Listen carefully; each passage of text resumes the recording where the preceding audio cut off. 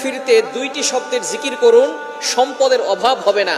আল্লাহ পাক রব্বুল আলামিন আপনাকে সম্পদ দান করবেন, এটা আল্লাহ পাক রব্বুল আলামিন পবিত্র কোরআনুল কারীমের ভিতরে নিজেই বলে দিয়েছেন।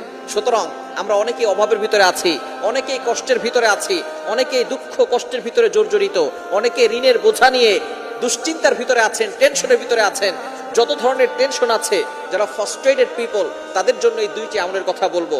আমি নিজে করে উপকার পেয়েছি, যাদেরকে এই আমলগুলো বলেছি তারাও অনেকটা উপকার পেয়েছে, এবং নবীজি সাল্লাল্লাহু আলাইহি সাল্লাম নিজেই কথা জানিয়ে দিয়েছেন উপকারের কথা।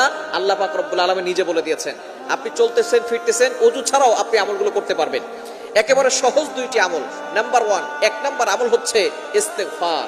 আস্তাগফিরুল্লাহ, আস্তাগফিরুল্লাহ, আস্তাগফিরুল্লাহ। এই শব্দ কি অনেক কঠিন। আস্তাগফিরুল্লাহ পারে না এটা কিন্তু কোনো মুসলমান নাই যারা আস্তাগফিরুল্লাহ পড়তে পারে না। সবাই আমরা আস্তাগফিরুল্লাহ পড়তে পারি। এর উপকার কি কি আল্লাহ পাক রব্বুল আলামিন নিজে বলছেন। কোরআন খুলেন 29 নম্বর